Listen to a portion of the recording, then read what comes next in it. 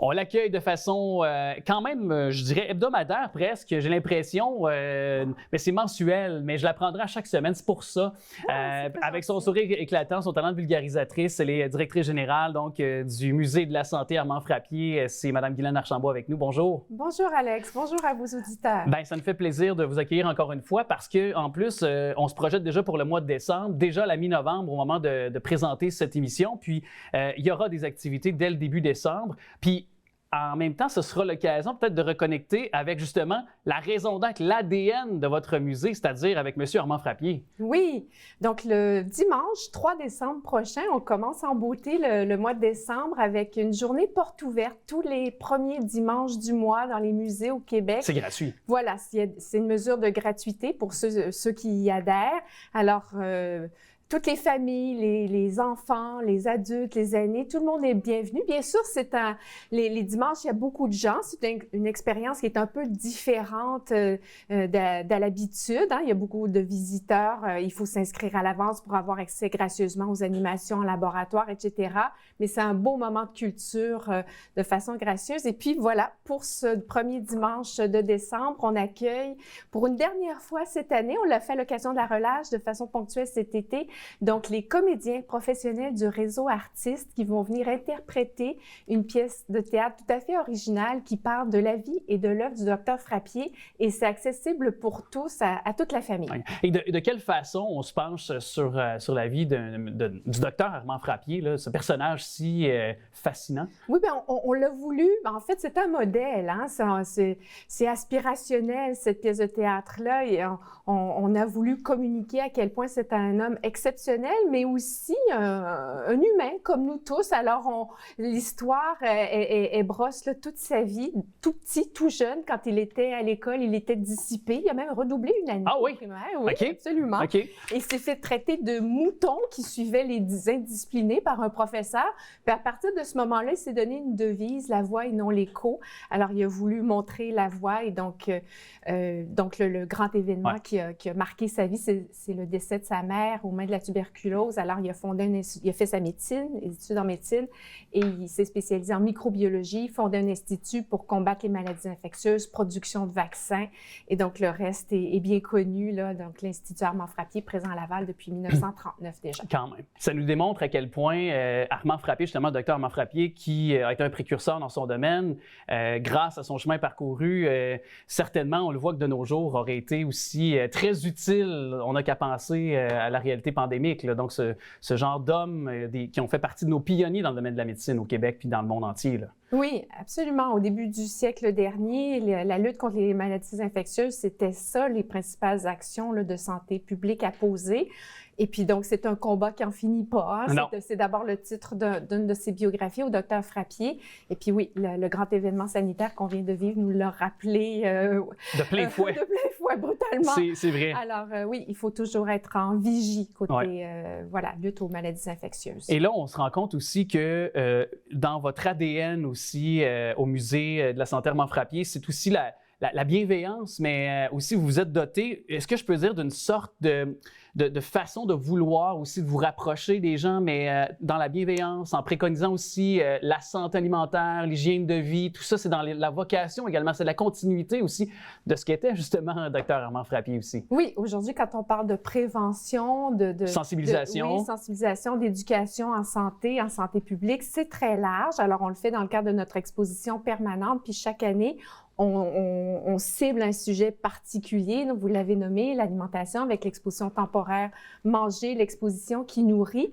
Puis oui, on est dans des valeurs de bienveillance, d'inclusivité, d'humanisme. Et avec cette exposition, on s'associe toujours pour nos expositions. On rassemble des comités d'experts, de scientifiques qui nous conseillent, qui valident les contenus scientifiques. Puis on a innové pour cette exposition Manger. On a choisi un commissaire en particulier, donc le nutritionniste et auteur Bernard Lavallée. Donc, on a vraiment les mêmes valeurs et cette même approche que vous évoquiez, Alex. Donc, santé durable. Quand on parle de santé ou quand on parle ici d'alimentation, on ne peut pas parler de ces sujets sans se préoccuper de santé mentale, santé physique pour les individus, santé des collectivités, puis santé de la planète, parce que tout ça, c'est interrelié. C'est interrelié, oui, oui. Exactement. Alors, c'est ce que je voulais un peu communiquer là, aux spectateurs aujourd'hui. Donc, le fait que quand on parle d'alimentation, il ne faut pas être trop dans le prescriptif. On ne veut pas non plus être dans la culpabilité. Alors, ni être trop moraliste non plus. Exactement. Là. Donc, manger, ça apporte des nutriments. Hein, ouais. Est-ce qu'on parle aussi d'autosuffisance aussi? On parle beaucoup d'autosuffisance alimentaire. Est-ce qu'on peut y voir un certain regard à travers votre démarche aussi? Oui, bien sûr. En fait, on parle du système alimentaire. Donc, parmi les astuces, manger local, ouais. manger de saison, on l'a évoqué lors de notre dernier entretien. Mais en même temps, on est tous interreliés les uns aux autres. On est tous, c'est un geste fondamental, vital, manger. On est tous compétents, mais en même temps, on est tous interreliés. On a besoin des uns des autres pour passer de la terre à l'assiette. On ne peut pas faire ça seul. Alors, c'est un geste là, qui est éminemment social. Ouais. Et puis voilà, les nutriments, on les retrouve dans tous les aliments. Alors, bien sûr, on essaie de manger un maximum de fruits et de légumes, le moins transformé possible, mais un gâteau, une croustille, une fois de temps en temps, ça fait du bien à l'âme. Alors, on n'est pas dans la culpabilité. Non, c'est pas un plaisir coupable, un petit chocolat une fois de temps en temps. OK, mettons, là, on jase, là. Oui. Les croustilles, les chips, là. Oui. Mettons, là, j'arrive là, au rayon, là, dépanneur, là. Oui. On prend lequel? Puis, chips et vinaigre, Ah oui, après l'émission, je pourrais vous partager mes croustilles favorites. OK, c'est bon. Moi, j'aurais voulu livrer ça sous le sceau du secret. Je sais pas, je me voyais... il y a un entraîneur physique qui est mon invité tantôt. Fait que là, il vous aurait peut-être regardé, il aurait peut-être analysé votre choix de croustilles. Peut-être, je sais pas. Mais faites maison à partir d'une bonne huile de canola puis de bonnes pommes de terre qui viennent du potager, c'est encore mieux. Mais une fois de temps en temps, les croustilles du marché, c'est très bien aussi.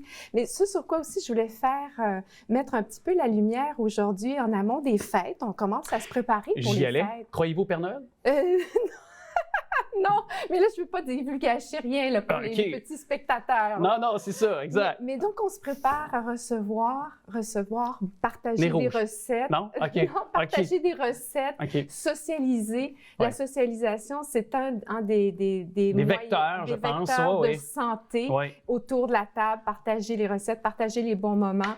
Alors, parce que c'est prouvé scientifiquement, les gens qui vivent très longtemps en santé ont de beaux réseaux sociaux. Alors, en préparation des fêtes, peut-être de penser à qui vous allez recevoir, peut-être qui à ne pas recevoir non plus. Ça, c'est moi qui l'ai dit. Mais je dirais surtout les gens plus seuls, penser à eux. Certainement. Et puis prévoir de beaux moments d'échange, de fraternité autour de la table. C'est fabuleux. Il y a cette tradition de partager les recettes familiales. Moi, ce que j'aime beaucoup, c'est justement ma maman qui a repris des recettes de ma grand-maman, sa maman, alias, évidemment. Puis, je ne sais pas pourquoi, mais il y avait quelque chose de magique et à chaque année, on mangeait ça au jour de l'an, on se réunissait chez ma grand-mère. Et je te dis, les patates n'étaient pas blanches, elles étaient jaunes. Il y avait quelque chose là-dedans de magique. Et il y a le lard salé. Je ne sais pas pour vous, y avait-tu une tradition? Avez-vous une recette que vous avez reprise? Ça, je suis capable de vous le demander. Je n'ai pas de dévoilement de vos croustilles préférées, mais avez-vous au moins quelque chose à nous dévoiler là-dessus? Avez-vous une recette familiale? Peut-être une petite tradition qui nous vient de nos cousins français, la coquille Saint-Jacques. Ça, fait beaucoup. Dans ma famille, c'était une tradition aux fêtes. Mais voilà. Mais moi, ce que je me propose pour ces fêtes-ci, c'est de tenter de nouvelles recettes. Il y a tellement de curiosité. Oui. Et puis, notamment au musée, vous pouvez vous retrouver sur notre site web. On partage des recettes qui sont aussi partagées dans notre exposition Manger, notamment la molokhia d'une concitoyenne d'origine égyptienne qui nous partage sa recette. Alors, de belles découvertes à faire. Parfait. Mais n'oubliez pas quand même votre coquille Saint-Jacques parce que mon caméraman Jacques, là, et vous venez de le traiter de Saint-Homme, alors il est très content actuellement derrière la caméra. Alors, je pense que vous devez absolument cuisiner une coquille Saint-Jacques juste pour lui. Muséefrappier.org.org, alors pour tous les détails. Merci à vous, Mme Archambault. On a un petit peu souri, mais merci de votre précieuse collaboration. Toujours un magnifique endroit à visiter, le Musée de la Santé Armand Frappier. Merci encore d'avoir passé. Merci de votre accueil. À la prochaine.